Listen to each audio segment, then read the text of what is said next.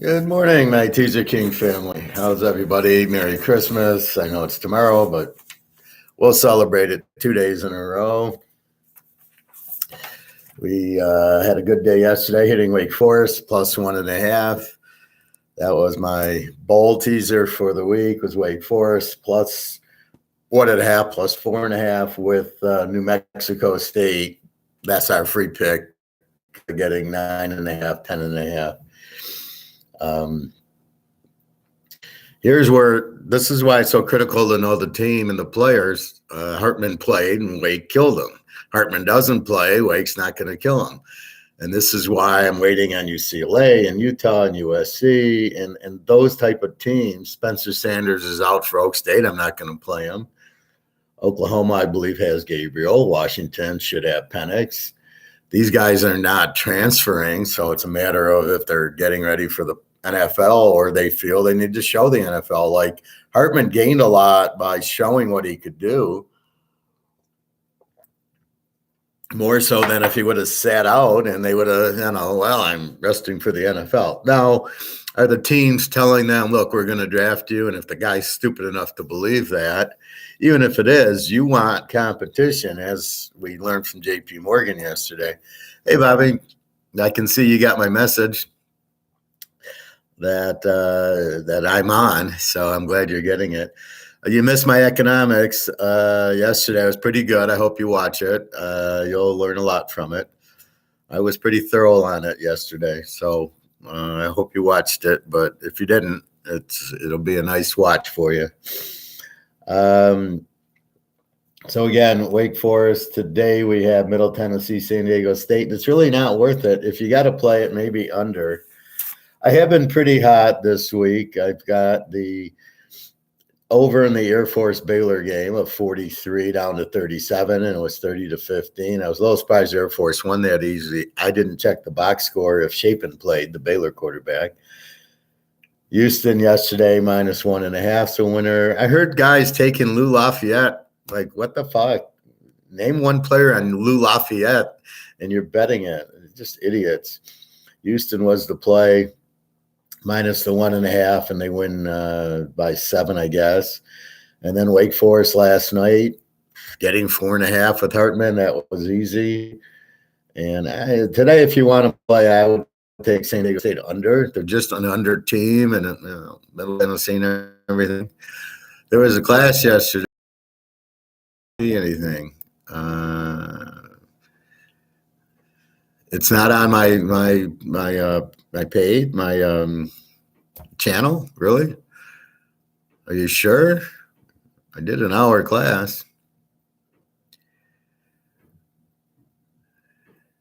Well, the Maple Leafs scratch because the way they make them. So if even the gold ones, you got to be careful. They will scratch. But, yeah, it's the way they make it. They don't put a lot of other ingredients in it. So it tends to be very scratchable if you touch it. So you got to be very careful with Maple Leafs. But, the Buffaloes are fine. That'll be good. So that was a nice Christmas gift. So I'm just curious, Bobby, if you went on my channel and you looked for the Austrian one from yesterday, you wouldn't find it? That's surprising. It pretty much saves right after I do it. I say dismiss and save it, and it's not even really saved. It's just a live broadcast. So let me check my phone. Better be there. Let's see, Teaserking.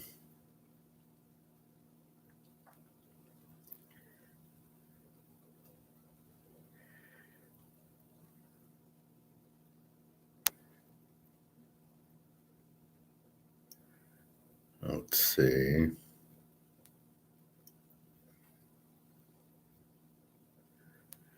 Yeah, it's right there. Teaserking. It's right the top one. Teaserking, Austrian economics, gold assets. That was all yesterday, you can see. 53 views 19 hours ago. So it's right there, Bobby. I don't know what you're missing, but that's where it's at. Anyway,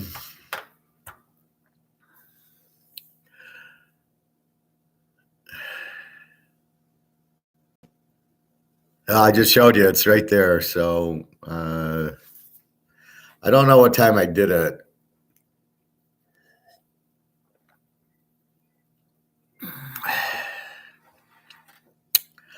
I don't know. Maybe um,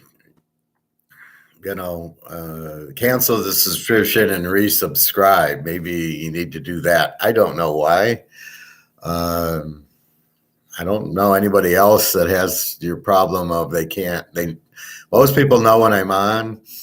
I've not heard. I'll ask Nick and Todd when they come on, if they come on, or the other guys if they see it. But maybe try that. I don't know. I don't do anything on my end. I just come on live, and sometimes I hit education, sometimes I hit sports as my group, and then that's it. And a lot better. I can walk pretty much. I can get up and walk and go. I've been working out on the bike and in the pool and in the hot tub. A light workout in the pool, just kind of walking. When I was in Odessa, I got this a year and a half ago, and I'd go into the Black Sea, and it was all salt water, and it really made my foot feel better. And I just kind of walked just like that, very slow, just putting pressure on it, and it was fine. It got rid of it. It was amazing. So unfortunately, there's no salt water in the pool, but the hot tub helps and the pool helps. I finally got my other 3 pills, which obviously works. So anyway, I'm a lot better. They cautioned Bobby Bo from receiving. Well, they're still there, Bobby. Like I said, it's on there. It was an hour one yesterday. No, basically, the biggest key is the reset is strictly the gold going to market.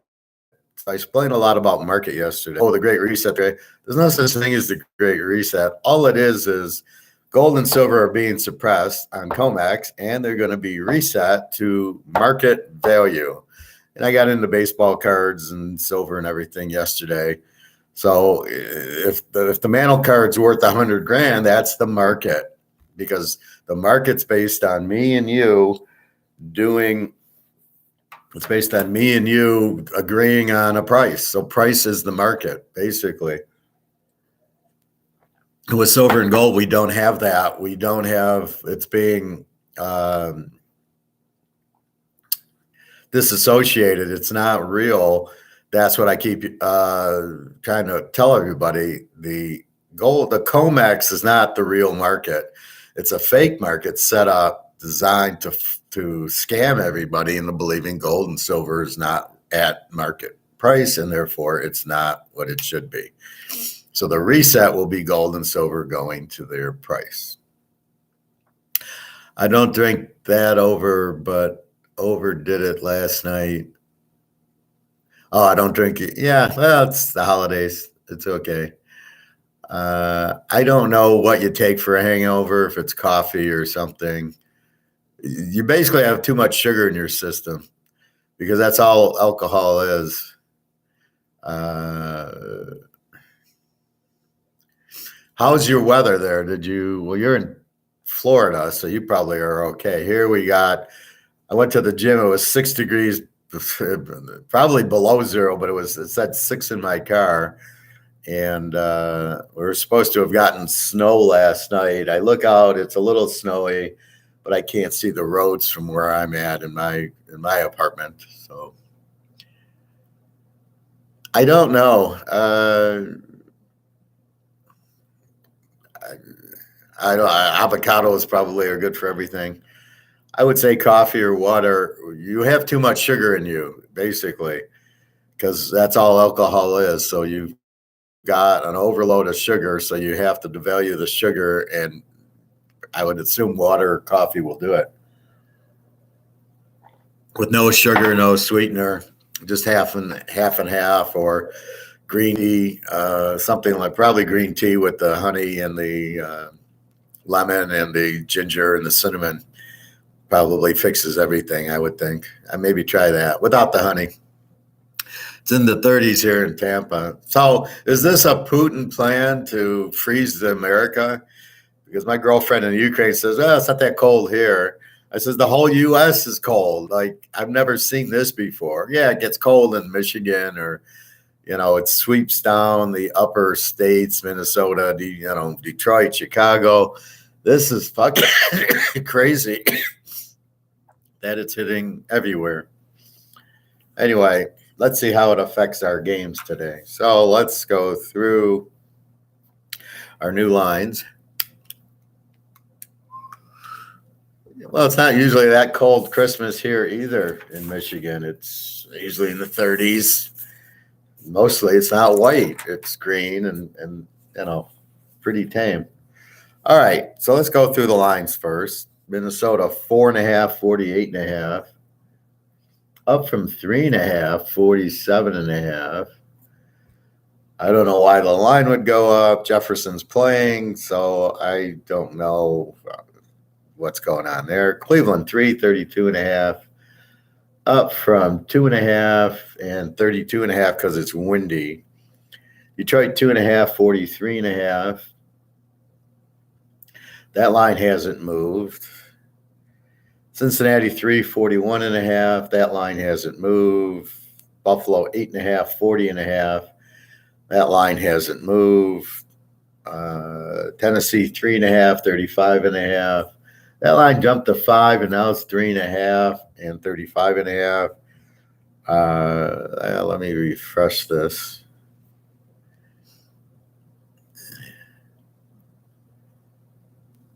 I like the cold this time of year, though. It goes with the season. Looking forward to your nail. Seattle. I am leaning over, but want to get your take. Okay. I'll do all the games. KC 10.5, 50.5. Up from 48.5. Then it went to 49.5. Now we're at 50.5. Baltimore 6.5, 34.5. Down from 35.5. It's really cold, I think, in the East Coast. The Niners 6.5, 37.5. Down from 7.5. And 37.5's holding. It's funny how it hits a number. So it starts at 40, drops to 39, drops to 38. I think it's at 37.5 and it stops. Like, oh, people aren't betting it under anymore? I mean, that's ridiculous. Dallas 4, 47.5. This is all over the place. It was 50, down to 46. Went to 5.5, 6. Now back down to 4. We know Prescott's playing, which is good for Philadelphia. And then we know Minshew's playing, and we know Hurts is out, and I don't really see the difference. Pitt 1.5, 38.5. Down from 2.5, 39.5. This is cold weather, but again, cold weather doesn't make an under. Wind makes an under. Miami 3.5, 49.5. That hasn't moved.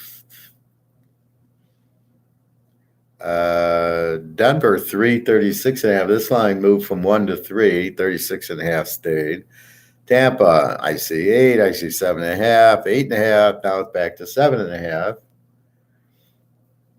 All because of Trace McSorley, the quarterback from Arizona, 39. I'm shocked this went from 8 to 7.5. Who's betting on Arizona with Trace McSorley? I'd be kidding. And the last game, San Diego 4.5, 45.5. So let's check injuries before we go to the next phase. Hey, Todd, did you see your favorite quarterback, UGA from Clemson, transferred to Oregon State? Good luck, Oregon State. Well, we won't be betting Oregon State too much next year. I don't know what Oregon State's thinking. Well, Chase Nolan, who I really liked, hurt his neck, and then he transferred out. And I know Uglia Buglia. That's why I like Clemson, because their backup's so much better than Uglia Buglia. Watch them kill Tennessee, because Tennessee's quarterback's out. Their receivers are out. But this is a man who can't throw, and I don't know what he's going to do at Oregon State. How do you go from Clemson to Oregon State? But you know who went from Clemson was the App State quarterback, Bryce. He's played very well at App State. So they do get a few good ones. Mostly, though, they they kind of blow.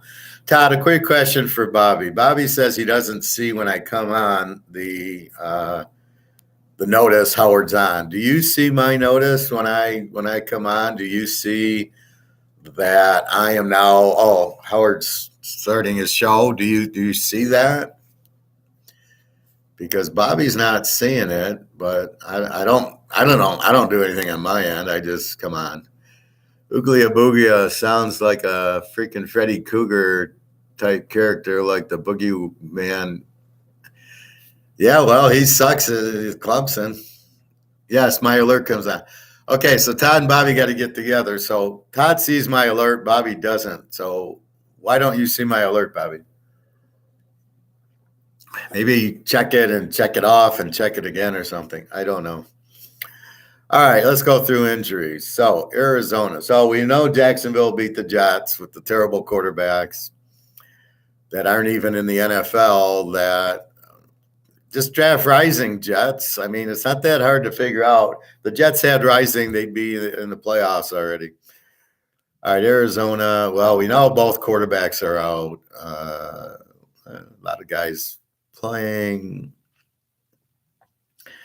I'll just talk guys I know. Colt McCoy is out. Murray's out.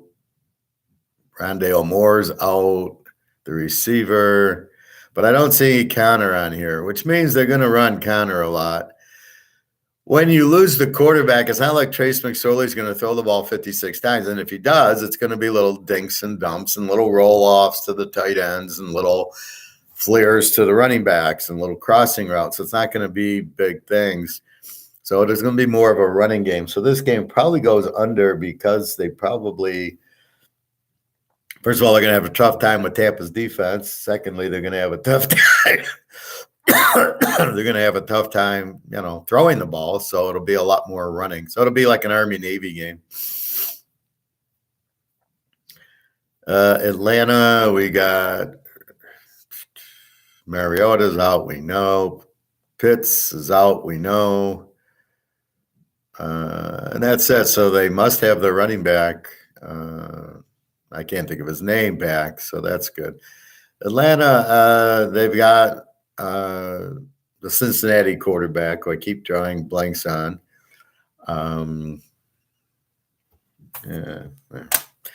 Anyway, so they got the Cincinnati quarterback who's, he's not ready yet. He needs time. But they like to run. So they're going to run the ball in Baltimore. Let's see. So we got Huntley, quarterback, probable. Lamar Jackson out. Bateman out. And a bunch of guys I never heard of out in IR and everything. So should be a very low-scoring game, Baltimore. Atlanta plus the weather. Not going to help. Buffalo, Milano, probable. Cornerback Lewis, probable. Defensive end Espinoza, probable. Bates, the guard, probable. Oliver, defensive tackle. He was good at Houston. Ed Oliver, I liked him. Allen, the guy with the elbow, what's the point? He's playing guard with an Achilles. He's questionable. Either he's got an Achilles or he doesn't. Defensive tackle Phillips with the shoulder. Von Miller's on the IR. So Buffalo needs the game. They're going for the 1 seed. They got Cincinnati next week. It's going to be a loss, so they must win this game against the Bears. And unless Ditka's out there, they don't have a chance. Carolina. Bunch of cornerbacks out. 4 cornerbacks out. But the quarterback will be playing, which is Darnold, which is he any better than Wilson? Are the Jets better with Wilson than with Darnold? And Darnold sucks. The Bears, defensive back IR, O-lineman, 2 O-linemen doubtful. Tight end Wesco, I never heard of, is out. Running back Herbert, never heard of, is probable. St. Brown out with the concussion. Claypool doubtful with the knee. Watts. Okay, then we get a couple of probables. Defensive tackle, O-lineman, defensive lineman, wide receiver, O-lineman, and a DB are all probable. So the problem with this is you see right off the bat, you see two O-linemen are doubtful with a neck and a knee, and then you see some more, and then you see some probable, and this is the problem. You've got so many third stringers and fourth stringers playing that's what makes it very difficult to do what I do because I'm betting on fourth stringers. It's crazy. Hi, Greg and John. Merry Christmas. Yeah, Darnold is a complete joke. Yeah, they all, Professor and Joy. Well, thank you, Greg and John. I hope you have a wonderful Christmas, and let's make everybody some money today and go buy your silver and gold, please. Cincinnati, Hunter Hurst, tight end out. Hurts a little. Defensive end, probable. Defensive tackle, probable. Cornerback, probable. Cornerback, questionable. How many cornerbacks I got? T. Higgins, probable. T. Taylor, I don't know what that is. Wide receiver, never heard of him. Questionable. Smith out. Safety. As long as we don't see Burrow and Chase on here, we're happy campers, which we don't. So see the difference. When Cincy wants to play, everybody's probable. If you can walk, you're playing. Bobby, let's continue to stack this medals. Well, yeah. You will be very happy you did. Cleveland. Miles Garrett, probable. Njoku, tight end, probable. Amari Cooper, probable. Clowney out. Clowney is always out. I saw him in South Carolina. I remember at the poker table at MGM, I said, this guy is the best guy, number one draft. He's the number one. And the guy never plays. He's out with the head. Come on, man. You're playing football. What do you think? Chubb, probable. AJ, or no, not AJ Green. A Green, cornerback, probable. God, Cleveland's got so many people on this list. They got to have 35 people on the list. They got a whole football team on their injury list. Then you get the last 6 around the IR. It's just nuts. So they're pretty healthy. Myles Garrett, Amari Cooper playing. Watson sucks, though. They should be playing Brissett. I don't know why they're playing Watson. He's terrible. But he runs a little bit. Like if I get a bad quarterback, aka Lamar Jackson, aka some of these other guys, they can't throw, so they just run for some yards. That's 1,000% true, Professor. Clowney has been hurt out since his South Carolina days. Oh, I remember the big hit against Michigan in the bowl game. I loved it. He just killed the guy. And that was it. Okay, he's number one. And then that's how he made his grade. But then he gets hurt. He just sits out all the time. What a wasted pick that was. Dallas, big game with Philly. Defensive end out. Defensive end, DeMarcus Lawrence, probable. Safety, probable. I don't know who N. Brown, the receiver, is, probable. Diggs, questionable. Cornerback. Micah Parsons, questionable with an illness. Now, there was a flu running through Dallas's locker room, at Dallas's team this week, which probably didn't get out. So these two guys have got this flu. So I'm sure they'll play, but they're going to play with the flu. Ferguson, questionable. Safety, questionable. Undisclosed. This is probably also the flu or COVID. Vander Eck is out, and Jordan Lewis is out with the foot. He's on IR. So that's about it. So you've got Prescott playing, which is probably the one guy they want injured. Bobby, who you think better, Watson or Jackson? They both suck. I don't know. I mean, it's like two bad meals, which one do you like better? Well, I don't like either of them. I don't know. I would trade them all for Cameron Rising at Utah. That's what I would do. Denver, Latavius Murray is probable, the running back. Let's see. I believe Russell Wilson is probable, so that's a good sign. That's why the line went to 3, but I don't know that should have moved the line. Hamler's out again. A lot of injuries. Detroit tackles probable. A center, but not the starting center is probable. A lot of outs. Guard out. Defensive lineman. I never heard of. Ragnow. The starting center is questionable with the foot. Reynolds, running back, questionable with ribs. A lot of outs. Price, Walker. So nothing big. They don't have any players anyway. Green Bay. Aaron Jones is probable. So you can see Green Bay needs this game. Aaron Rodgers probable. Dillon probable. Barnes, linebacker probable. A couple more tackles questionable. They'll be playing. Oh, they got an illness, so they probably got a flu going around. So really, they're pretty healthy, Green Bay.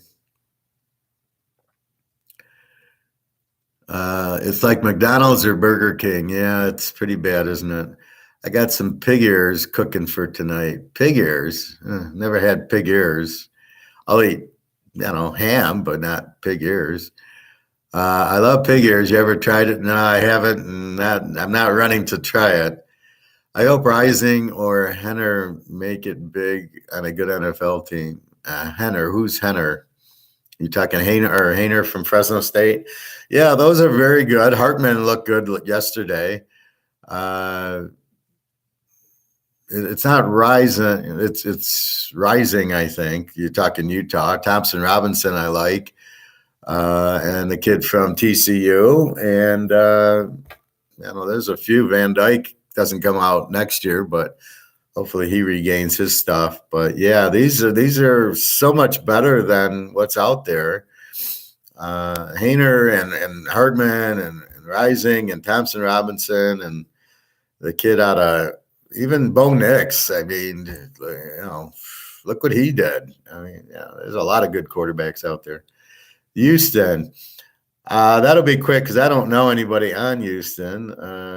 Cook's probable, I think I've heard of. And Daryl Stingley from LS cornerback is out with the hamstring. Another hamstring injury. When we don't know what to say, it's a hamstring. Indy.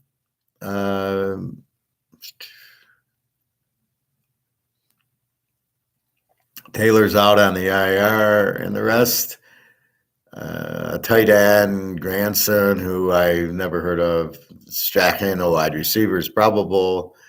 So, Taylor's the big injury, but he got injured last game against Minnesota, and they scored 100 points. So I don't think that's an issue. Jacksonville, Smoot, good defensive lineman's out with we don't have to talk about Jacksonville. They just played. Kansas City, Blake Bell, tight end, probable. Defensive end, probable. Defensive back, probable. Defensive tackle, doubtful. Hardman, wide receiver, doubtful. Tony is going to play, who never plays with the hamstring. Paccio, running back's probable. Chocolate Eclair still out till early January now with his broken ankle. San Diego. Bosa. Oh, he's out till early January with the groin. I'm sure he plays all the time, Bosa. What a waste that guy is. That's about it. So I don't see the wide receivers on here, which is good because we want points. The Rammies, they suck. Wolford's out, so again, they're going with the third stringer. No, they're going with Mayfield. They didn't even go with their third stringer. They went with Mayfield. Aaron Donald is out. We know Kupp's out. Skripanic, the wide receiver, started to play. He's out with the calf. Do you think the guy who's just starting to play would play with the calf? Stafford, of course, is out. Kupp is out.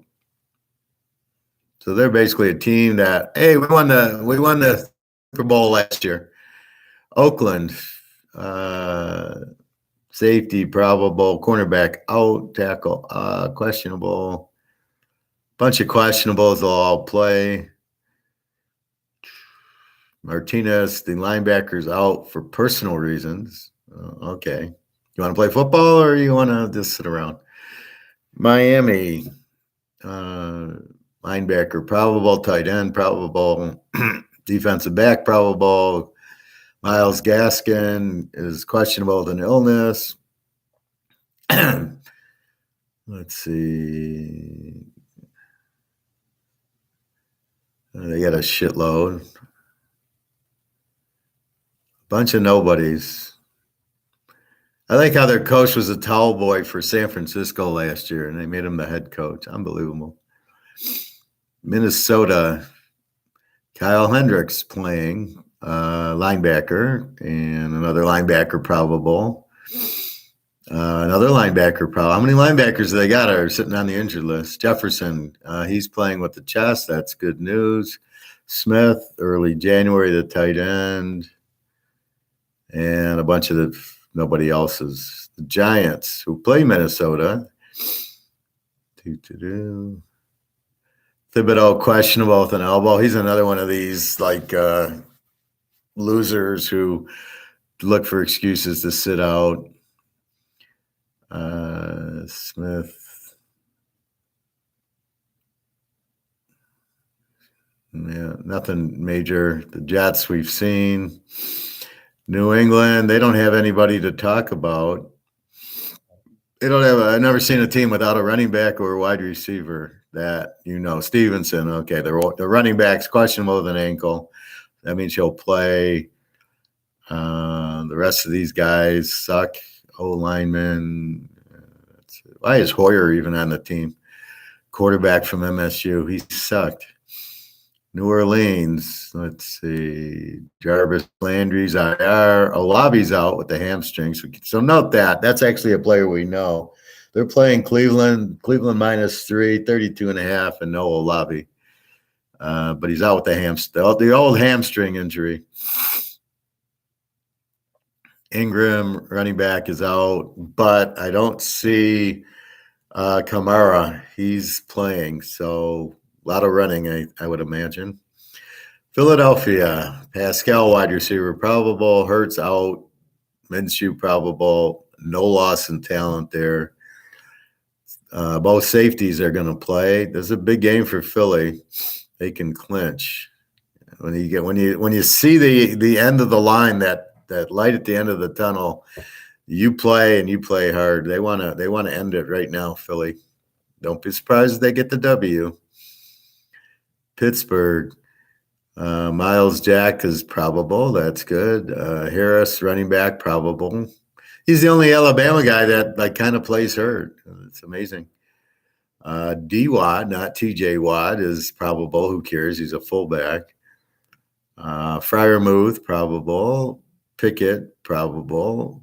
D. Johnson, questionable. And that's about it. The Niners, couple. Defensive lineman, probable. The other one's out. Defensive tackle, probable. Kinlaw. Brock Purdy, probable with an oblique. Christian McCaffrey, probable with a knee. So why did they put him on the injured list? If his knee's really bothering him, he's not playing. And obviously, if it's not that bad, he's taking a needle. Todd, okay. Yeah, sorry for that. I'm still freezing here. Where are you, Todd? You're in what's city? So McCaffrey, Gray's probable. Womack, cornerback, probable. So you can see the Niners need the game to stay ahead of Seattle, win their division. That's about it. Seattle, DJ Dallas, probable. Walker, running back from MSU, probable. Linebacker, probable. Defensive end, probable. Boy, Seattle's really now they can smell they're going to lose the playoff if they don't start winning. Look for a big game here. TJ Lockett is out with the finger. You'd think he could just tape it up. I don't know. Good one, wide receiver playing. Diggs, safety playing. Brooks, linebacker playing. A lot of players playing for Seattle. This is going to be a big game here with Seattle. Tampa Bay, let's see. Both tackles are playing. They want the Rolex from Brady. Defensive Vita Vea is out, which hurts. Dean out, cornerback. Winfield questionable with an ankle. Julio Jones questionable with a knee. He'll probably not play. And Shaq Barrett, who they need, is at the Achilles, so he's out, unfortunately. Tennessee, they got problems. They got Tannehill out, but I don't see Burks probable.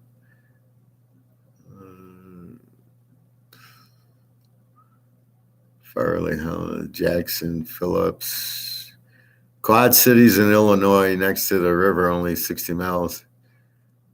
Okay, so how is it for today's game? Is it really going to be cold and windy, or is it just going to be cold? Because I like the game over.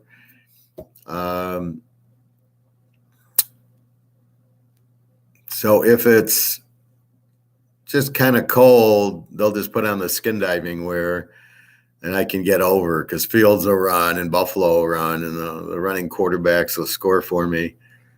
But if it's real windy, well, with Fields, I guess it doesn't matter. He'll run anyway.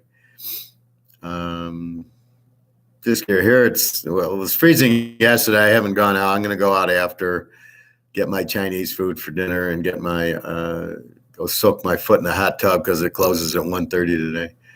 Washington, Gibson probable, Robinson running back probable, Chase Young probable, cornerback, and then some other guys that are out. That McKisson is out with an IR on the neck.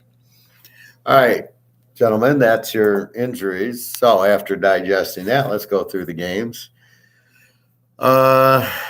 No coin store today. No, I went to like Wednesday or Thursday. I got my ounce. I got a 1 ounce maple leaf, and I got 20 silver. They're predicting real cold, wind down to about 20 miles per hour. Oh, that's not bad, the wind. They'll be able to throw in it. Plus, they're kind of down, so they should be a little bit away from the wind. My go-to meal from Chinese, I always get General Chow. I've been going there for 30 years. I stumbled onto this place while at work, and it's great. And there's no MSG, and it's not fried, it's wok, and it's the best Chinese I've ever had. And usually I go Saturday, and I get General Chow, but I'm also going to get, I think it's Hunan chicken or Szechuan chicken. It's got the brown thing and the veggies. That's my Christmas meal. So the two of them are Christmas Eve and Christmas meal. I just made a bunch of hamburger, and my foot got sore, so I'm staying away from meat for a little bit. I might go down to the casino and play some poker tonight.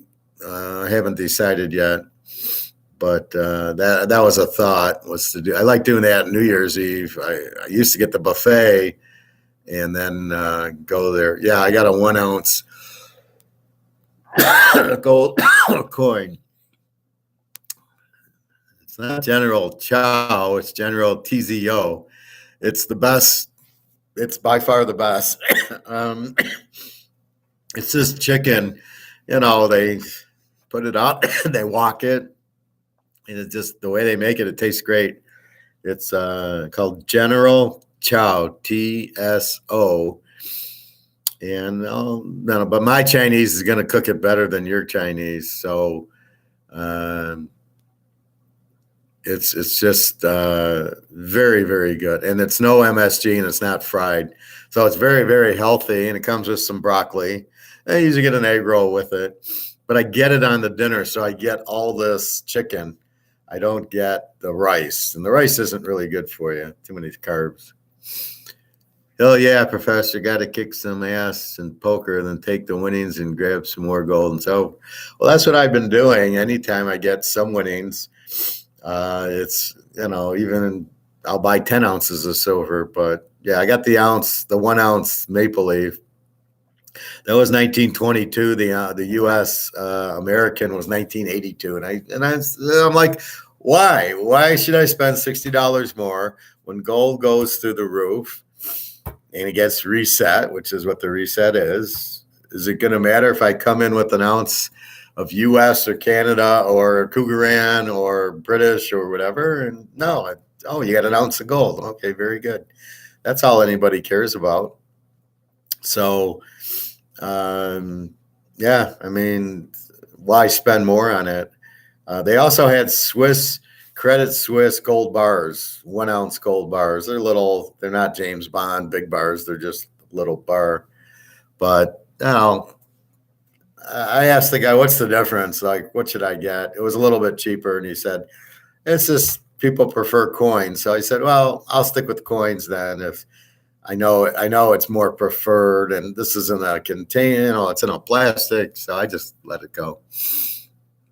Yeah, it doesn't have the best Chinese spots. I miss the New York Chinese restaurant. Yeah, Professor. So, what are other good diggins to buy besides buffaloes? Well, that's what you want to buy because they're silver. They're 1 ounce silver. You can buy the maple leaf or the British. Is perfectly fine. All you care is about you're buying 1 ounce silver. I know you're trying to have a whole collection of getting every country, but every country doesn't produce it. Realize that. Um, that's fine. Any of the normal countries that make it, there's 6 or 7 of them. I think Australia. I got a kangaroo 1/2 ounce. That's pretty. It's smaller, but it's pretty. But anyway, Eagles are too high and Maple Leaf's been scratched. What are other good coins? Well, look for the Canadian and the British and the Cougaran. And I mean, there's only 5 or 6 mints that you can buy from. So that's all I'm saying. All right, let me get back to this. Uh, Houston, Tennessee says Tennessee's 3.5. Tennessee's the under team and it has Malik Willis at quarterback. Houston, absolutely, we don't have a clue. Mills sucks, but he's lighting up Dallas and he's lighting up KC. So I have no fucking clue. They seem to be able to score, although they're going to have trouble in the cold. And Tennessee's defense. Everybody says how weak Tennessee's defense is. I played them last week and we won with them. The statistics are fooling everybody, or at least the idiots who use statistics like that. They just say, "Oh, look at the statistics," and you're like, "Dude, it doesn't matter. It's in the specific game. That's where how are you going to play them?"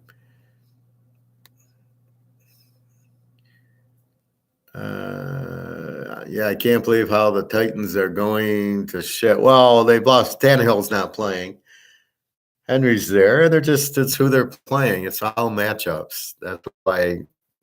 That's why you got to go inside everything and really see who they're playing in common. So against Houston, I don't know. They're laying 3.5 with Malik Willis, who sucks. So I like the game under, but it's already down to 35.5. I know it's cold there. They should stop Houston. It should be a low scoring game. Tennessee's going to run Henry 65 times. So I don't like the game at all, but I would play it under, I assume. Giants in Minnesota. Minnesota 4.5. This is a playoff game. Tennessee does need the game. They're trying to clinch their division, and Jacksonville's hot on their heels. Giants, Minnesota's a playoff game. Minnesota's clinched the NFC North, but they're still, can they catch Philly without Hurts? Maybe they can. The Giants are trying to, now that they beat Washington, are trying to lock into the wild card, so they need the game. I like the Giants in 10.5. They've been good against the number. They've got the better defense. Minnesota can score, but they don't have a defense. So the Giants should be able to run Barkley and run Jones and a little of this and a little of that. They look good against Washington last week. So I think the Giants in 10.5 are a pretty good play here.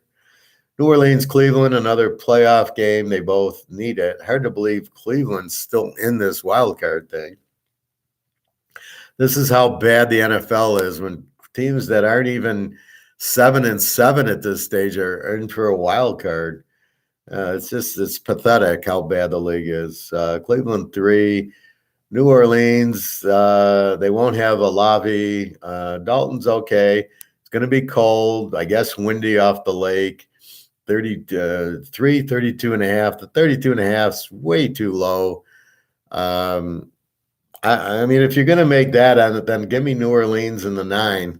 If you're saying the game's not even going to be in the 20s, then give me the point. Give me 9 points. I'm pretty much winning right there. I don't trust Cleveland. I don't trust Watson. Dalton's fine, and I think Kamara takes over the game. So I like New Orleans here, getting the 9 if I had to play it. I'm not playing it. Buffalo, Chicago. Buffalo 8.5, 40.5 must win the game to stay ahead of Kansas City. They got Cincinnati next week for the 1 seed. Now with the wind and the cold, they're used to it. This is the thing. Now this line from 40.5 has not moved. It started 40.5. It's still 40.5 right now, which I'm a little surprised at because it's cold in Chicago, but you have Chicago, which lives there, and Buffalo, which is cold weather. I don't see this weather bothering either team as much as it would bother like New Orleans playing Cleveland, where the cold will bother them. So I think here I went over with the game, 34.5. Chicago's an over team, right? Fields all of a sudden is running all over the place. Still can't throw pretty much, but he'll be running. And they get 20 points a game with him running around, and he can't complete a pass, but apparently that doesn't matter. Buffalo, we know they're going to score on anybody. They're going to put up probably high 20s. So if I get 14 from Chicago and 28 from Buffalo, that's 42. I only need 34 here. Is the cold going to be that bad? Now, Todd just said, well, it'll be a little windy, but not too bad. And is the wind really if the stadium's dug down, the wind really, like I go to a Michigan game, you're 100 feet down in the hole in the ground. You're not feeling wind. So I look at I just look at that as a little bit bothered. But since they both run so well, and with Allen's arm, I don't see a problem with the short little passes and Fields running and Montgomery. I just don't see how this doesn't get 34. So I like this game over. I do not like Buffalo 2.5 because Philly showed you they had all sorts of problems on a dry day with Hurts. And this is the problem when you run your fucking quarterback. What did Hurt? They ran Hurts on several quarterback sneaks, and now he's got a bad shoulder and he's out. Why is he running quarterback sneaks where they're getting behind him and pushing him in? What the fuck is that? This is the best play you come up with, and you're an offensive coordinator in the NFL? Oh, I'm going to run my little quarterback, and I'm going to push him into the middle of 300-pound guys. Oh, he hurt his shoulder. Well, I didn't see that coming. First of all, if you want to do that shit and take it to rugby, it's not football. That's ridiculous. That should not be part of the game. This pushing, I don't know why they put it in there. It's stupid, and I hate when the linemen push the guy. So the guy stopped for a 2-yard game, and then all the linemen push the pile, and they always go, oh, look at the running back. Oh, bullshit, it ain't the running back. It's the lineman pushing the pile. What game are you guys watching? The fucking analysts are just horrible. Anyway, I don't like the pushing like that. If you want, I would put a tight end or a running back, but I would just run play action pass, Dave Casper. Like I said, it worked 5 times last week. I was very happy to see some of these coaches finally get it. Hey, Nick, Merry Christmas to you too. Playing Cincy Huge tomorrow. Well, yeah, I think Cincy, I don't think the weather will bother them as much as others, but yeah, they're pretty healthy. I really like the Niners under with Washington. 2 strong defenses. Washington, Heineke sucks. Purdy, who knows how good he really is. But McCaffrey, I wish McCaffrey wasn't playing. That would really make this game under. But, yeah, I think that's a real strong under too. Seattle KC, just for you, Bobby. So KC 10.5, 50.5. I don't know what the weather is here because I'm not seeing this line drop to 44 as I would have expected if it was a very cold and windy day as it is in Michigan and Illinois and the East. So I don't know what we're getting, but with two offensive teams like that, we don't want 10 degrees and cold and windy. And I don't think we got that. Because the lines actually went up to 50. So I think we might get a warmer Saturday in Kansas City. Maybe. I mean, I don't know, but Seattle is certainly explosive. I'm going over with this game. I've already bet it at like 48. I'm over 42, I think, or 43. Seattle, strong offense, no defense, much like Chicago. And KC's more like Buffalo, a strong, well, they're kind of an over team. They score a lot, but their defense sucks. Where Buffalo's defense is pretty good, but then they lost Miller, so they're not an under anymore. That's why I like the over in the Buffalo Chicago.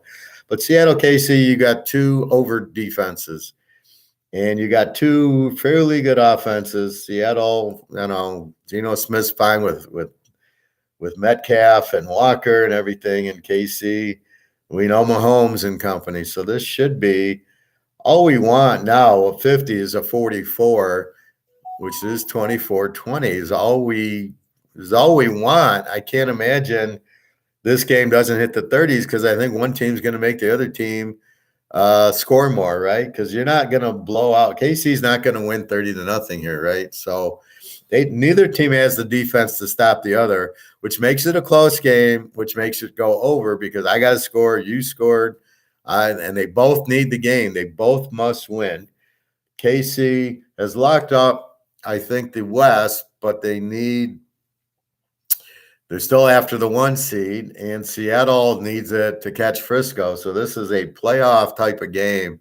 So this will be just, should be high scoring with the lack of defense here. Bobby, I think today's going to be a good money-making day. Well, we certainly hope so. We've been red hot.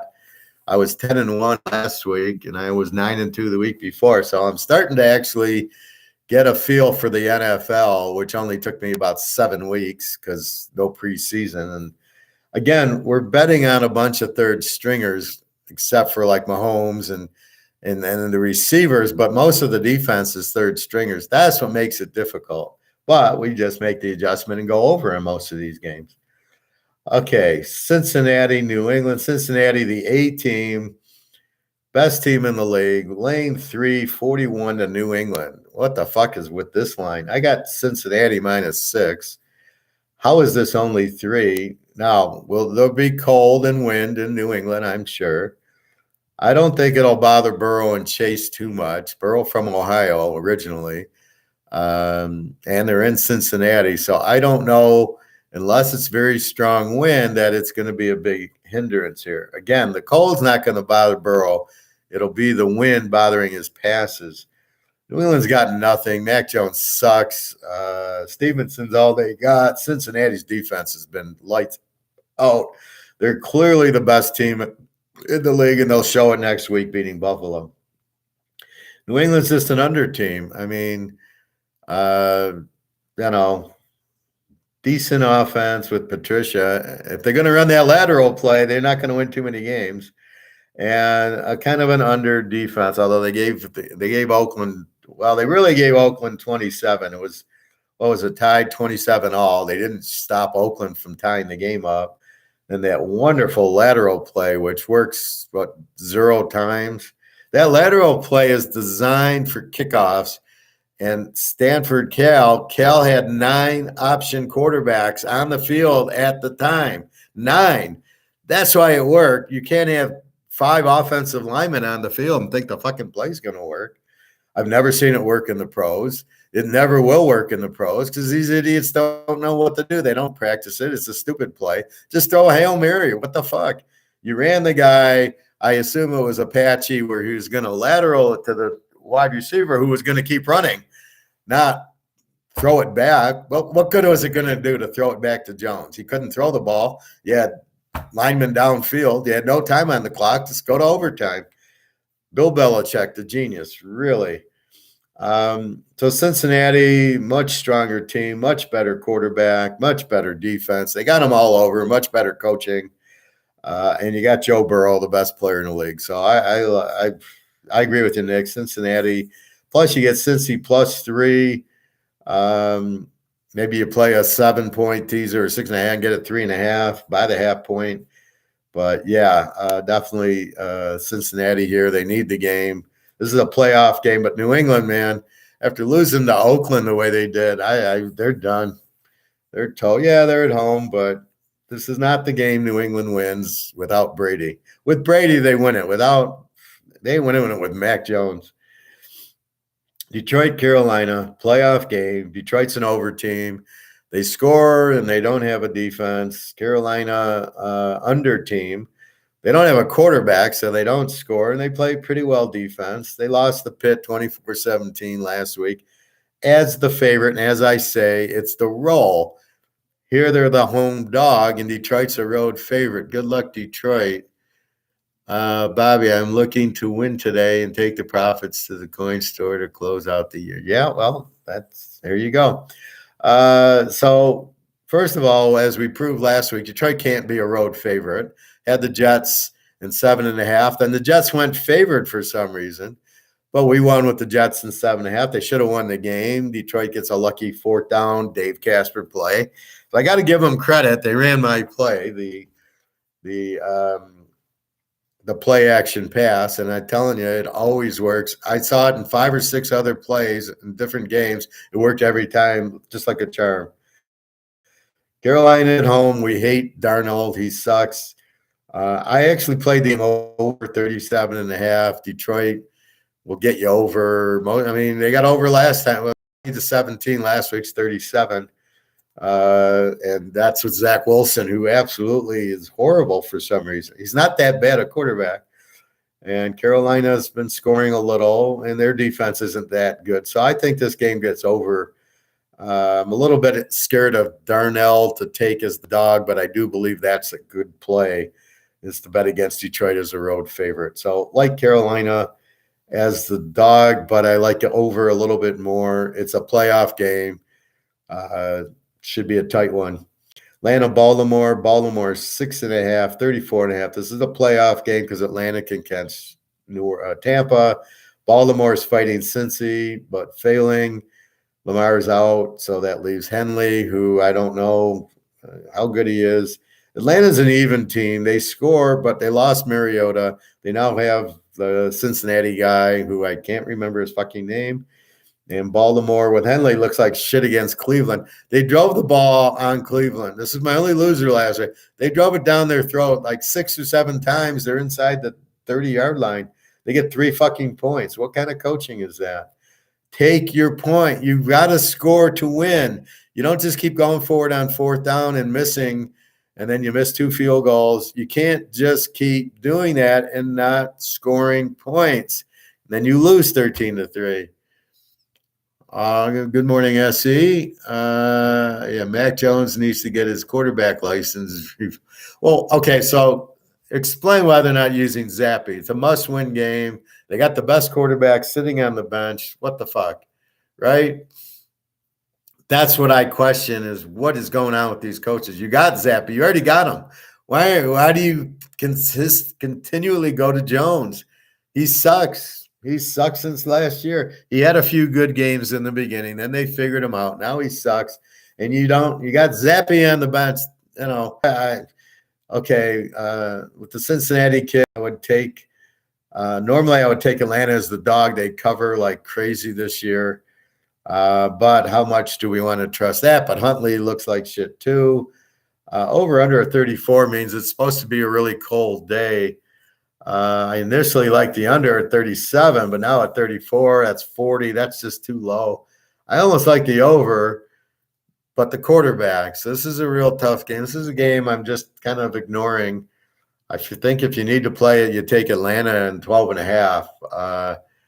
But I don't really like it. I was going to go under, but it's too low now. Washington, Frisco. Washington's an under team. Heineke doesn't really show me a lot. Frisco is an A team, strong offense, strong defense. But now they got Brock Purdy, who looks very good so far. But this is good defense in Washington. This is our free play. Go under in the game, 37.5. Go to 43.5. That's just enough points. I think Frisco gets in the 20s. Washington gets in the 10s. Maybe 21-10, something very upper 20, low 30 type of game. Just strong defenses, a lot of field goals. Here you don't get weather to bother you. So that's why I made it the free play. This game should definitely be under with these defenses. Philly, Dallas 4.5. Over under 47.5. Philly, the A team. Philly needs to win to wrap up the division, wrap up the 1 seed. Dallas fighting to get the division. They need to win out, and Philly to lose out. They're an over team. Prescott makes them an over team because he throws too many interceptions. Prescott is not a very good quarterback. He does make some exciting throws, which makes you believe it, but he throws too many. Look at the game. How do you fucking lose to Jacksonville on a pick six? What kind of quarterback is that? That you throw a pick, you can't read a defense? As I am telling you, he can't. So I don't get why, go back to Cooper Rush if you want to win this game. But with Prescott, he's going to give you the 2 or 3 interceptions. He'll give you a few offense. I like the game over 41.5. And with Minshew, I like Philly in 10.5. At 1.5, I like the game over. But when it hit 4.5, I like Philly in 10.5. Philly, all right, first of all, they got a very strong defense. Second to Frisco. They're an A team. Does it really matter, Hurts or Minshew? No. You're not betting it because Hurts can run. You're betting it because Minshew's a whole lot better quarterback, much more accurate, can read a defense, very good. I have no problem with Minshew as the quarterback to win this game. Absolutely none. You got Prescott. What happened to their defense against fucking Jacksonville? They're up 24-7. Next thing you know, it's 24-17. It's 24-all. It's 34-all. We're in overtime, and they lose. They give up 34 points to Jacksonville. When the quarterback throws a pick six, that's not the defense's fault. So it's a playoff game, but Philly's going to come to play. They want to pound Dallas, right? So I like Philly all over, getting 10.5. I think they win the game straight out. I would never bet Dallas at 1.5. And if you think it's because of Hurts, you're dreaming that Hurts is that important. You've got good receivers, Brown and Smith. You got good running backs. You don't need Hurts running. He's not an asset running, although everybody likes, look at he just ran for 20 yards. Yeah, but I want a quarterback. I want Tom Brady and Rodgers who throw the ball to the receivers and give the ball to the running backs and gets out of the fucking way. Those are the winners, not Mahomes, Russell Wilson at Seattle when he had whatchamacallit, the big bruiser. I can't think of his name. But Seattle is better with Jones just handing off to Walker and throwing to Lockett and Metcalf. That's a much better team than if he ran. Look at Kyler Murray. Look at Fields. Look at Fields and Jackson. Okay, Fields, they've won 3 games. He runs all over the place, but he can't throw to his receivers. He doesn't know how. He can't read a defense. He throws too many interceptions, and he can't read a blitz. So, yeah, he can run. I guess he sees a certain defense and runs on it is all I can think. He's looking to run. So he doesn't use his backs. He doesn't use his receivers. So it's not hard to play them. I would just blitz Chicago, and that would be the end of it. He wouldn't do shit. I like Dak, and he has a good story, but I doubt he will ever get a ring. You like him like you think he's a nice guy, or he ain't a good quarterback. Too many interceptions. So I like the dog here and probably over with Minshew because Prescott's going to give you 2-3 interceptions. That's going to lead to 14 Philly points, plus the regular points, plus Dallas's points. So this definitely goes over 41. And Philly in 10.5 is definitely a very strong play. They're the best team in the NFC. And look for them. That is just the defense. The only reason I'm not taking it over is the defense of Philly's going to probably shut them down. And without Hurts, they'll probably play Navy, but they'll probably play it safe and get the lead and just sit on it. 24-21 maybe. But I like Philly to win. I heard some idiot on the radio yesterday liking all the Dallas players' stats. Oh, I'm betting this guy to go over and this guy's yardage and this guy Prescott to throw 250. And I go, this is a guy who needs serious help. Why is he on a radio station talking football when he doesn't know what he's talking about? You never bet defense. You don't bet against. You never make these stupid little plays like quarterback yardage or running. The running back's going to get 100. You never do it against Cincinnati. You never do it against Frisco, and you certainly never do it against Philadelphia. You do it against the Lions, and you do it against Seattle, Kansas City. That's who you do it against. All right, Oakland and Pitt. Pitt's now 1.5, 39.5. In the cold. I like Oakland getting points as the dog. This is another playoff game. They both need it. Little trend for you. Play against Pitt as a home favorite, 9-0. That's the last 2 years. Cold weather, Derek Carr's not going to bother him too much. Devontae Adams shouldn't bother him at all. He was playing at Green Bay, so I don't want to hear, oh, it's cold, it's going to affect Oakland. No, it's not going to affect Oakland. The only thing that would affect them is because they play in a dome now. But Pittsburgh's not the super team, and this game will be a field goal game. I like Oakland in the 7.5 all day there. Green Bay, Miami, another playoff game. Both teams must win. Miami is trying to catch Buffalo, losing, but they played really well last week. I was surprised Tagovailoa did as good as he did. I thought they'd get killed, but it's okay. We won, and we locked Buffalo -1, and we won. Green Bay in a must-win game. They're starting to look better because the receivers and Rodgers are starting to get on the same page. The running backs are playing. Miami's just very deadly at home. So the stat of the week, Miami at home, 21-2 as a favorite or a dog. They're 13-2 the last 2 years, 21-2 the last 3. Play against Green Bay on the road the last 2 years, 16-1. So Green Bay does not like the road. They do not like Florida. Miami is very strong at home. That leads me to liking Miami +2.5, but the way Rodgers is playing, and it's a critical game, and Miami could choke because they're not good in big games. I'm going to the over 8.5, 49, and loving the game over. The weather won't be a concern. I think Rodgers puts up in the high 20s. Tagovailoa puts up in the high 30s. I think this game goes to 60 without a problem. Green Bay is not going to stop Miami here, and I don't think Rodgers, knowing that, will put up a circus. They might try to run a little bit to keep Tagovailoa off the field, but at the end of the day, Rodgers wants to throw, and I just see him I just see this game being very high scoring. Miami's an over team, score a lot, no defense, as you saw in the Buffalo game, as you saw in the Bear game.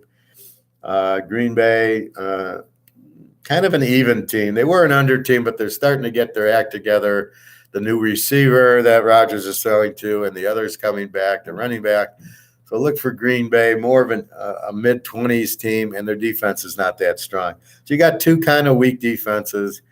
You got Rodgers, and then Tagovailoa, and that offense is just scoring a lot. So maybe like a Buffalo game, 29-29. That's a 58. We only need 43. That's a pretty low number here. This number should be in the 50s. So this is a Vegas fucked up line. So we're going to take advantage of it. Denver 3 over LA. One of the few games. This is the only game that doesn't mean anything for the playoffs. Denver's out of it. The Rams are out of it. The Rams are just going through the motions. Denver we'll have Russell Wilson back. I don't know what the fuck's going on there with Russell Wilson. I thought he was a class act and, a very good quarterback. They're an under team. They don't score a lot. He doesn't have any receivers and a very strong defense. The Rams are terrible, no offense. Yeah, Mayfield, big deal, and kind of a weak defense, and you don't have Aaron Donald. So this game's an under 36.5. I ain't taking the Rams in 9. I ain't laying with Denver. You can't trust Denver to win. You can't trust the Rams to keep it close.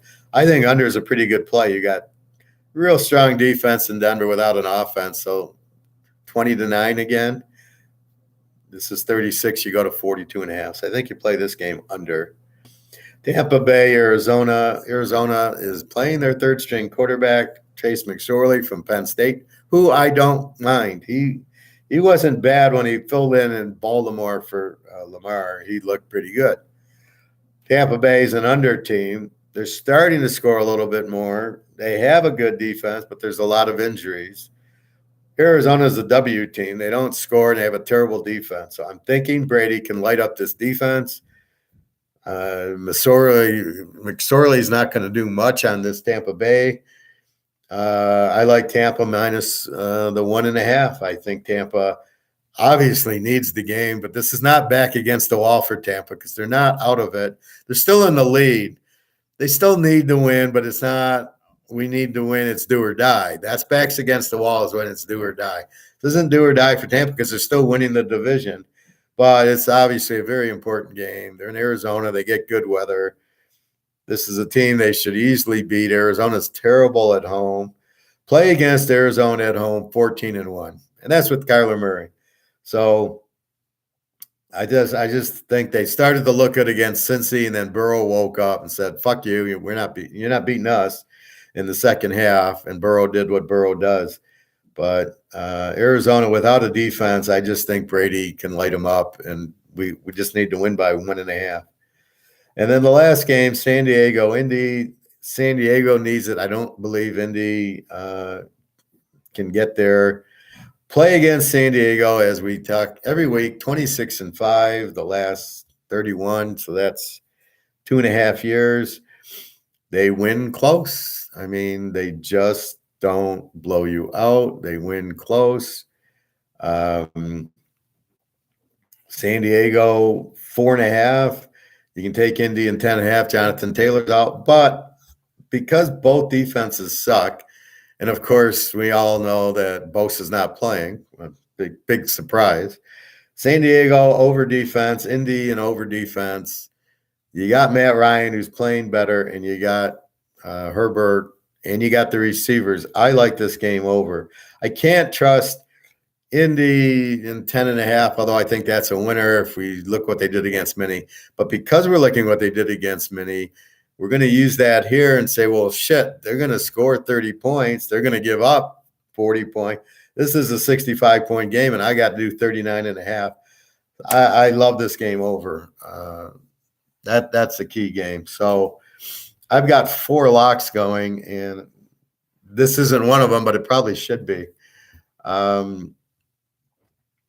So let's run through some trends. Play against Chicago as a home dog, 14-2. Play Chicago as a home dog, 14-2. Chicago's 23-3 at home. That's why I stayed away from Buffalo, but took the game over. Seattle 10-2 as a road dog. Philly 13-1 in a teaser this year. Play against Pitt as a home favorite, 9-0. We talked about Green Bay, Miami. Take Miami.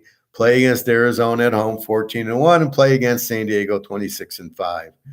The best teaser plays, if you looked at the whole year, just how are they in a teaser, doesn't matter their role, would be San Diego, the Jets, which lost, Houston, Minnesota, Cincy, Philly, Atlanta, Miami, and Buffalo. So these teams are very strong in a teaser this year.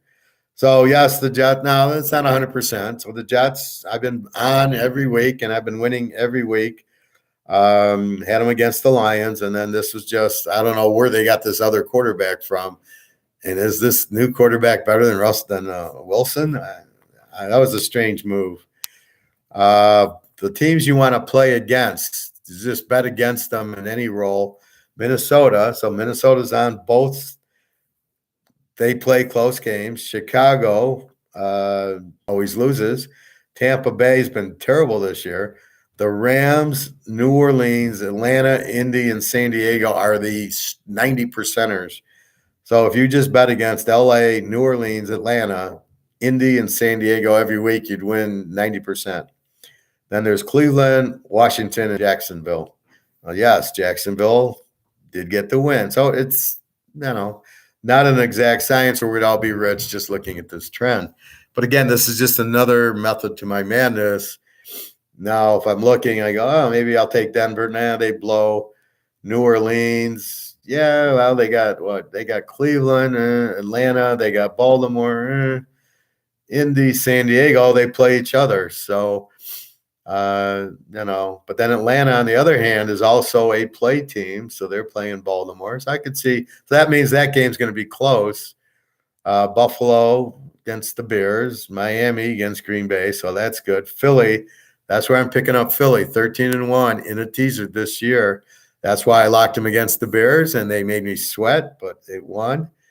Houston, who's been, I don't know how the fuck, that's probably a good play then. And then San Diego, as I said, well, Indy, it's the same. And then we got little Cincinnati here, who we've been cleaning up with on that. So those are those type of trends. The teaser trends are very, very helpful. Miami's the strongest trend this week. San Diego's big. Tampa, Atlanta, and Buffalo, and the New York Giants are a very strong trend. So those are your biggest in the teaser. This is the trend. I should take it.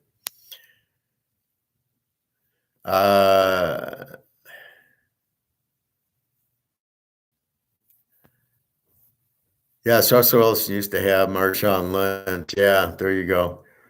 I mean, he has a good story because he's an underdog like Brady, getting drafted late, but he don't come through in the big games. Yeah, he's terrible in big games. Are you sure Matt Ryan's being benched? I don't know. No, judging by this line, I don't, unless this news just happened, I don't see him in the injury list. So let's go into the game and the injury. So if I go back to the game,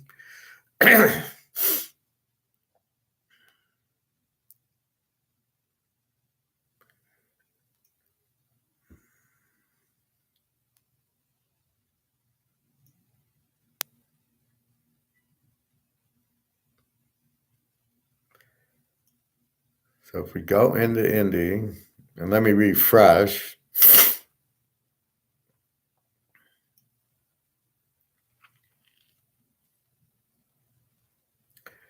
I mean, the line's not moving for Matt Ryan to be out. Where are you hearing this from, Bobby? So Indy injuries. Now, might not be because it's maybe not an injury. I can't imagine they're just benching him to bench him. Shaquille Leonard's out.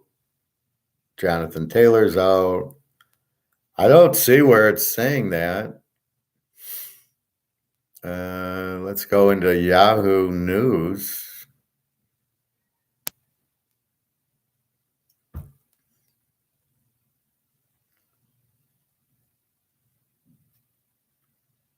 NFL Home.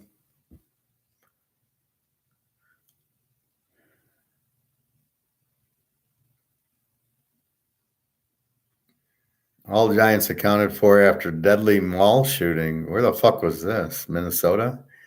Jets assistant coach suspended for gambling. So all they do is promote gambling, and then the guy gambles and they suspend him. It's like, what the fuck? Suspended NFL Network. Zach was benched. Kraft needs to take a page out of Belichick's book. Franco Harris died. I was sad to hear that.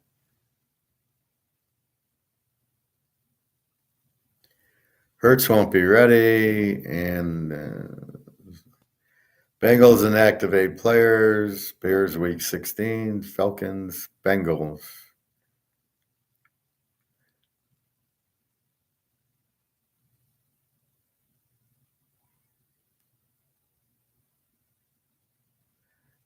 I don't know where you're seeing this from, Bobby.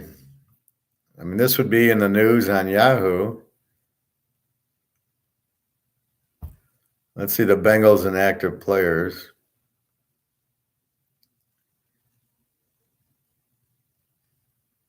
Man, nobody big. Sam Hubbard and Hayden Hurst for Cincinnati. Nobody big. So I don't see it. ESPN mentioned it during the week. I don't see it. I don't know. I would have thought the line would have moved from 4.5 to 7 if he's not playing. I don't mind Nick Foles. If Nick Foles, he's better than Matt Ryan anyway. You got to bring it here, Bobby. You got to bring. We need actual news, not maybes and I think and I believes and they mentioned it. We need to know facts here. We're betting serious money. We need to know if he's out. But if it's Nick Foles, I'm fine with. I got no problem betting the over with Nick Foles with this defense and San Diego's defense. All right, so let's see. It's 11:50. The pool closes at 1:30 for Christmas, which means I got to be there. But I'm not doing a full workout. 1:30 by 12:30. All right, we got a few minutes. So that's so who needs the games? Houston, Tennessee, Giants and Mini both, New Orleans, Cleveland both, Buffalo, Chicago's out of it. Seattle, KC both, Cincinnati, New England both, Detroit, Carb both, Atlanta, Baltimore both, Washington, Frisco both, Philly, Dallas both, Oakland, Pitt both, Green Bay, Miami both, Tampa Bay and San Diego. Let's go through the picks. Houston, Tennessee. I think we like Houston in the 9.5 and under. Well, the under is too low, but probably still be an under. Many of the Giants, we like the Giants. Cleveland, New Orleans, we like New Orleans. Buffalo, Chicago, we like the over. Seattle, KC, we like the over. Cincinnati, New England, we like Cincy and the over.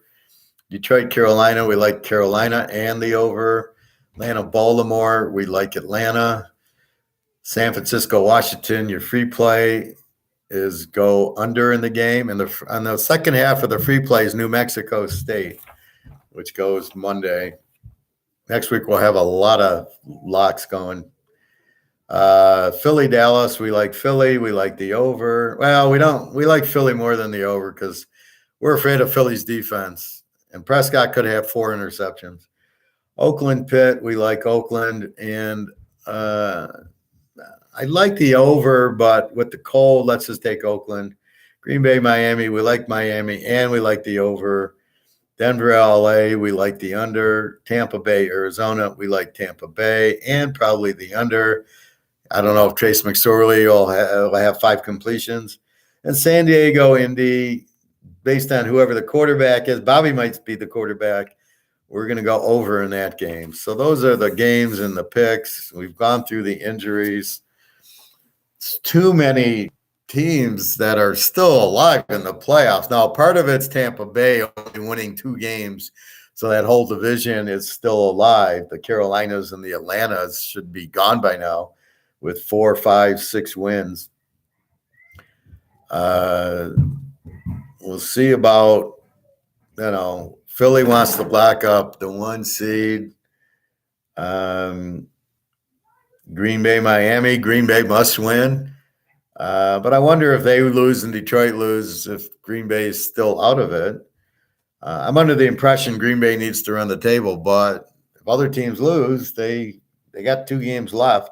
I'd just love to see them beat Detroit the last week, especially when Detroit needs the game. San Diego's kind of in. They still need to win. And then it'll get interesting next week when the teams are like locked into the wild card, but so they don't need the game, but they do need the game and all that. And then I hope they don't like Philadelphia could start resting Hurts, debating if they beat Dallas and they clinch the 1 seed and they clinch the East, are they going to pull the idiot Tony Dungy move by resting Hurts? And then here comes the playoffs, and they get a bye, and then the guy doesn't know which end of the football to throw because he's lost all his timing because he hasn't played in 5 weeks. That will be the nightmare for Philadelphia. You cannot rest the guy to rest him and then expect him after this week, 2 more weeks, and a bye. So 4 weeks off. How good do you think it's going to be after 4 weeks off? I will not be betting Philly round 1 of the playoffs. They're going to lose, especially if they play the Niners or any decent team. They're going to lose because you're resting the quarterback 4 weeks. Merry Christmas, Alex. I hope you're well and everything. Let me know if you wanted to do a big pro card today. Bobby, I just read it now, Professor.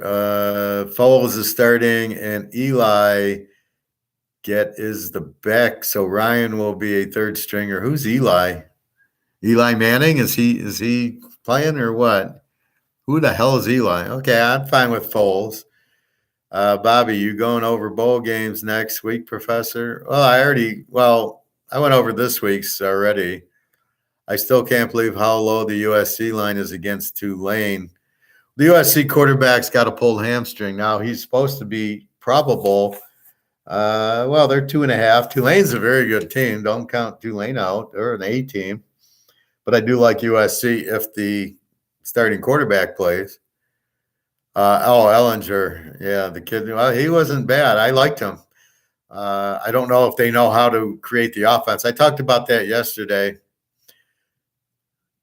Well, no, he's got a pulled hamstring, but he's probable. So he's not out. He's probable with the hamstring.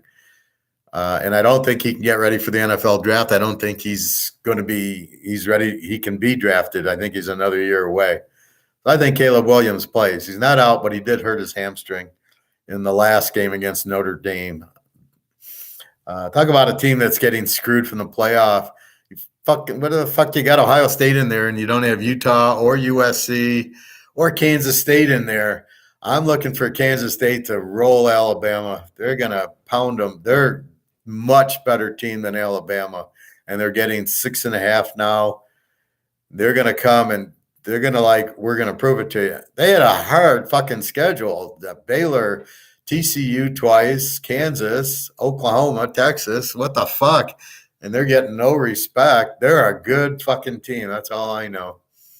I think you should come back one more year. Well, yeah, I mean, it's always a gimmick in this Oklahoma offense where basically the quarterback runs, but he looked good. So many injuries for USC. Every week they'd have 10, 15 guys on the injury list. It was crazy. Tulane is a very good team. USC can be a legit title contender next season if they can just get their due. Well, again, the guy just took over and he ran his offense. Free play today is Washington under with New Mexico State. The San Francisco-Washington game under. And I love New Mexico State getting points. They've been scoring like 50 points a game lately. And Bowling Green, I think it's Bowling Green. Yeah, Bowling Green stinks. They're a W team. No defense. This should be – the over-under is only 47, which is surprising enough. I don't know where the game's at if it's going to be cold, but it's not till the 26th. Today's game I'm not taking. San Diego State, Middle Tennessee. I'm just too many pro games to look into. But that's your free teaser.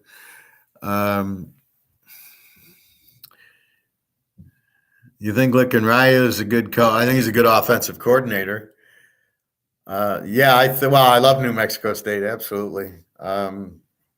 They're the better team. I don't know why they're getting points. And it's not like anybody there is getting ready for the pros. Their quarterback's been playing really well.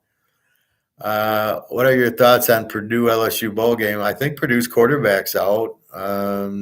You keep coming up with LSU. Why do you keep coming up with LSU, Bobby? You a big LSU guy? Did you go to LSU? You and Shaq?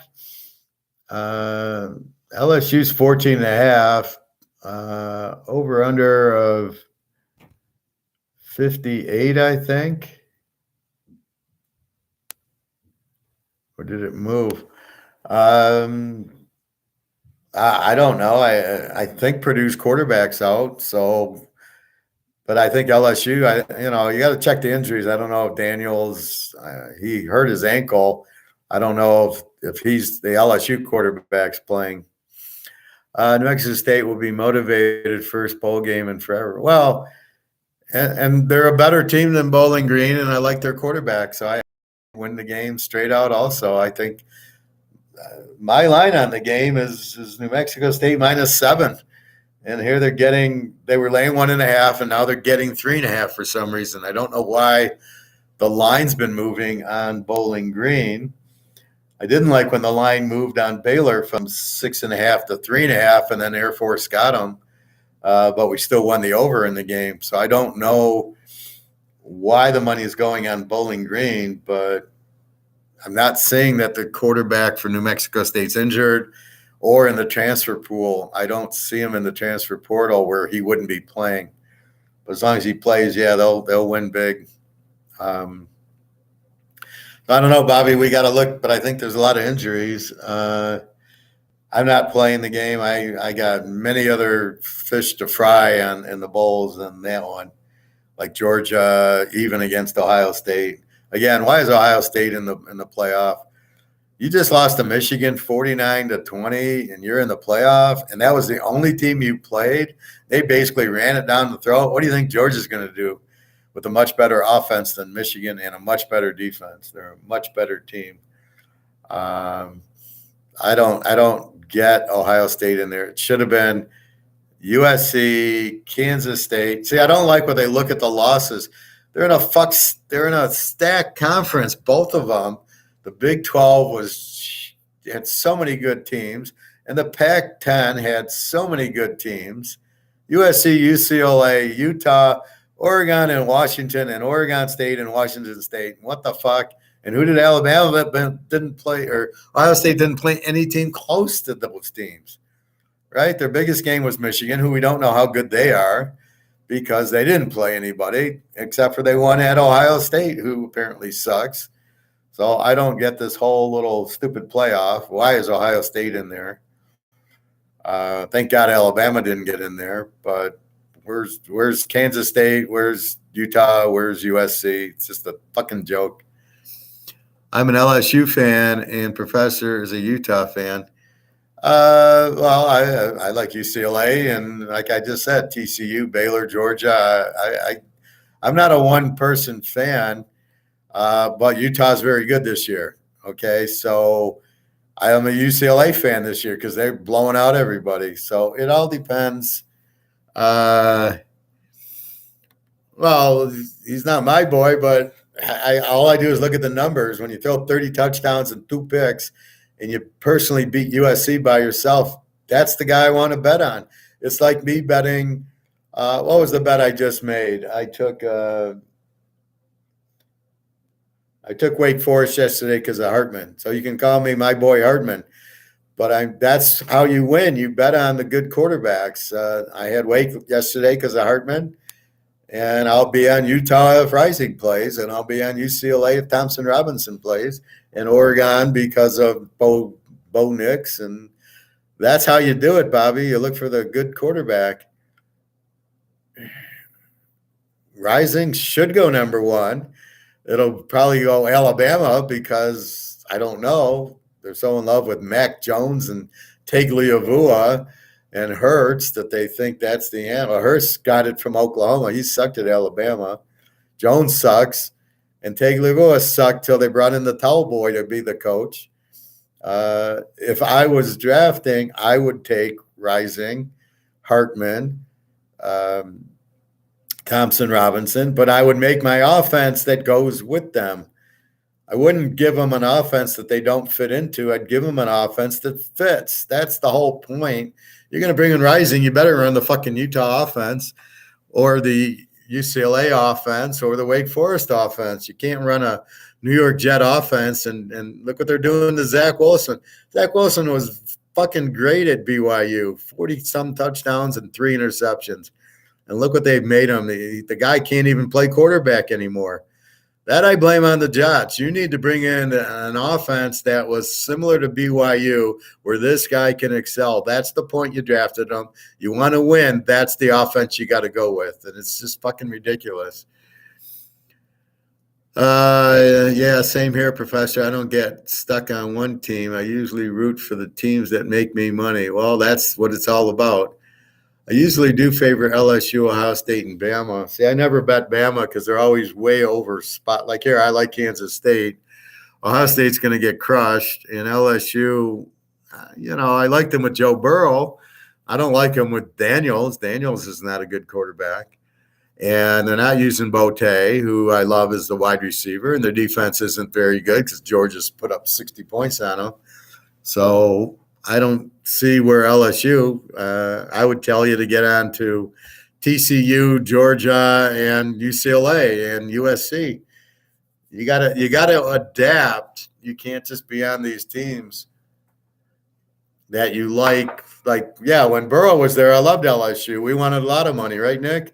But when he's gone now. Okay. Now I go switch to Utah because they got the quarterback.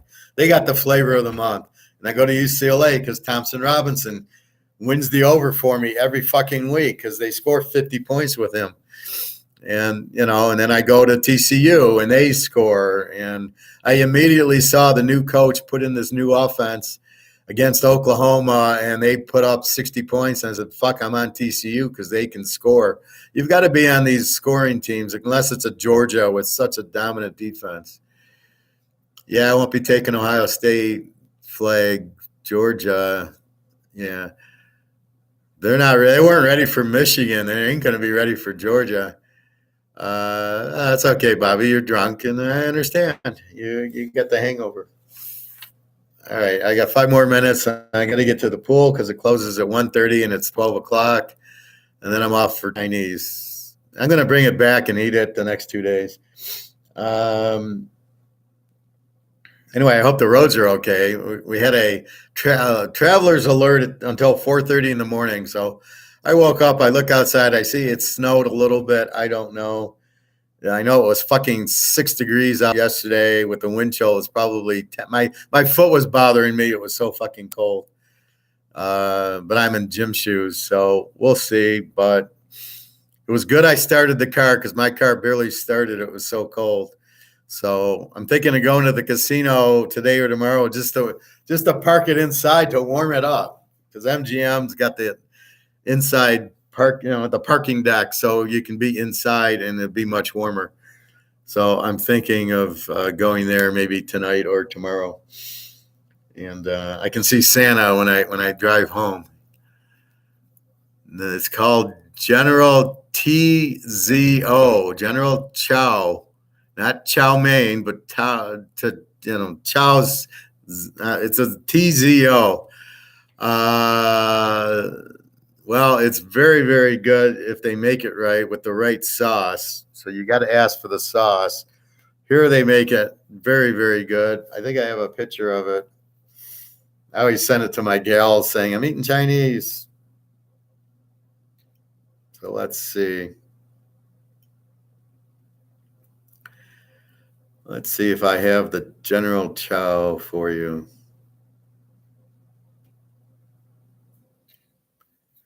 Let's see.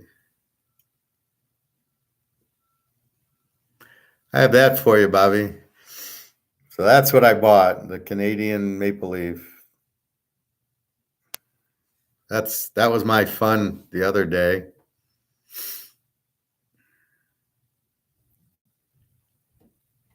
Let's see if I have Chow.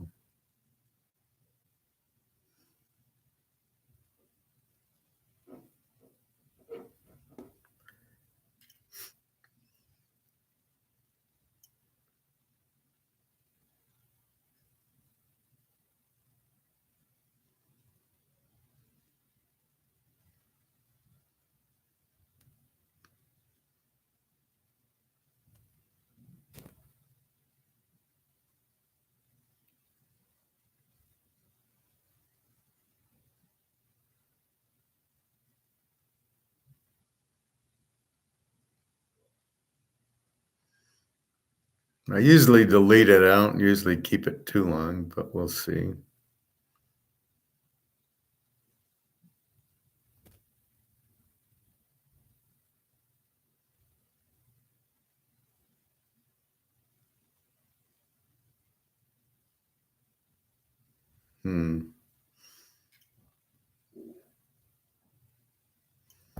Yeah, I'll try one more spot.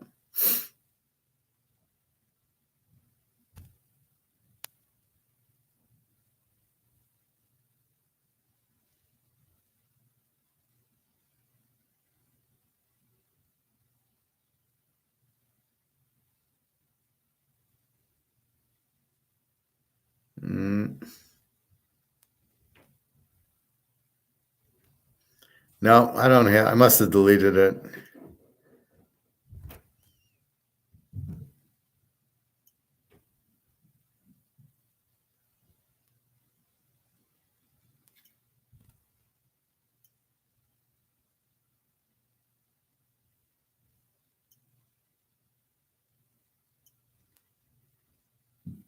Oh, I'm sorry, I don't have it. It's this little chicken that is. It's just the sauce they use. It's very tasty. No MSG, and it's not fried. It's wok, so it's really good. Oh, is it that chicken that looks like sesame seed chicken but without the seeds? Well, it's very similar to sesame chicken, yes, but it's got a little different flavor. You like the coin? Well, you got to start buying gold, Bobby. You got to man up and get some gold. You're gonna buy a house with it. Do you buy it with the little case, or do you get it separately? I get it Well, I buy it and then I say, "Give me the case," and they give me the case because I just spent $2,000, so they throw in the case. But I always buy it with the case. Well, with the silver, as I showed you yesterday, see, I can watch. I'm so happy.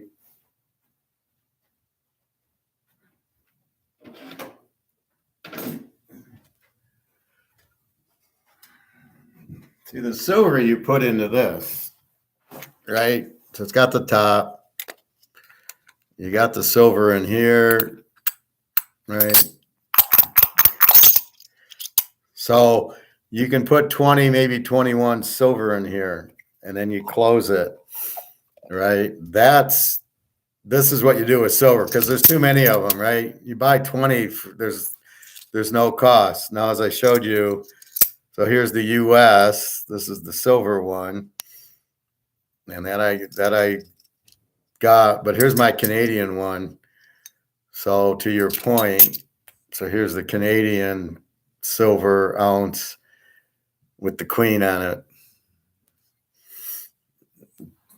Queen Elizabeth. So that's the silver. So I don't care which one I have because I have all I want for Christmas is a silver dollar or gold. So that was my Christmas present. So I'm always happy. So then it's just, then you just throw them in here, right? So you just go right in the hole, and you can put 21 in here. You can see,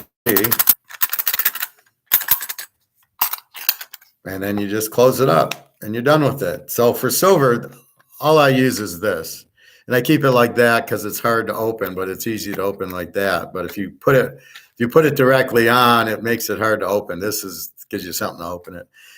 But that's what you want is this for your silver because you're not buying one. It's only $28. This is for the gold, right here. But how much gold are you going to buy, right? I just spent $19.22. I bought one. Now case in point, they had sovereigns, which if you watch From Russia with Love, James Bond, you see the sovereigns in it. He's got 50 gold sovereigns in his case, and he gives it to the guy from Jaws, and as they fight. And so he had sovereigns at the coin store, which are about a quarter ounce. It's like a quarter ounce coin. The problem with it is they don't say a quarter ounce of gold on it. You don't know it's gold. He's telling you it's a sovereign, which I happen to know from the James Bond movie, but I don't really know, is it gold? And if I try to sell it to somebody, are they going to know it's gold? How do I prove it? It doesn't say, this says 1 ounce silver. If I have my gold coin, it's going to say 1 ounce gold. But if I got a sovereign, it doesn't say it's gold. So I reluctantly didn't buy it, even though I would have liked the quarters because they're just cheaper, and you want all sizes. But because of that, I didn't buy it, and that was okay. I bought the maple leaf instead, but it's not the same. So just keep that in mind. It should say gold on it. If it doesn't say 1 ounce of gold, that's the thing. These are actually gold coins made to sell as gold coins. Where the sovereign there was like a 1912 sovereign. That was the year of it. And it was from England. And what happens is people need money and they come in and they give it to him. And, he's a coin dealer, so he knows it's gold. But if I buy it, I don't know it's gold. So that's the difference. So we won't know it's gold. So I'm going to give you 5 more minutes. And if I get there at 12:30, it gives me an hour. Okay, I'm going to. An ounce of gold I bought was 1922. An ounce of gold, 1922 is what I paid for it. They sell it. They sell the Eagle. So he was 1822 was his spot. He sold the Eagle 160 over. He sold the Maple Leaf 100 over. And the Sovereign was a 1/4 ounce, so it would have been whatever divided by 4. Well, they charged me for that little tube.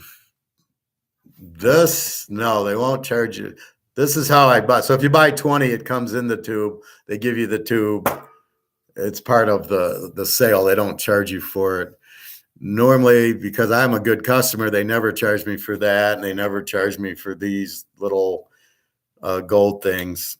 So no, I don't get charged. But I don't put silver in them. I put silver in here because I would have 1,000 of these, and where would I put them? Here, it's just easier to put in here and go.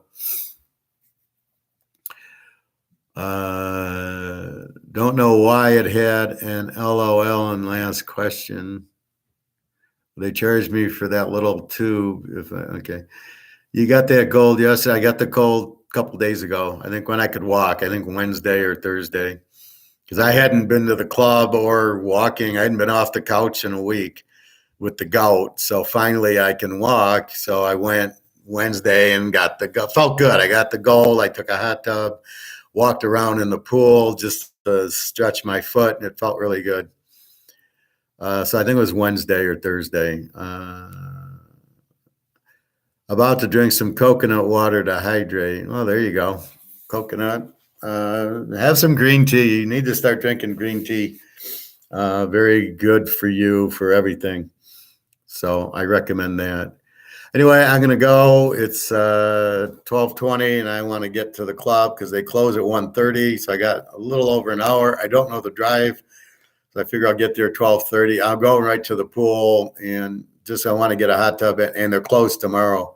And then I'm off for Chinese. So if you need me, www.teaserking.com. Email me, and if you need any questions or comments. I know, Prophet, you wanted to talk Excel. Feel free. Merry Christmas, everybody. I hope you have a good Christmas. Eat well, enjoy it. We get a lot of winners today and tomorrow. It's today's Saturday. I probably won't be on tomorrow. It's Christmas. I don't know anybody gonna want to watch, but I'll probably come back Monday then and do it. But I could do an economic show tomorrow, but I'll be Christmas and everything. Probably go down to the casino and play some poker tonight or tomorrow. All right, everybody, have a great day. Merry Christmas, and let's finish the year off really strong. All right, take care, everybody. Thank you again, my Teaserking family.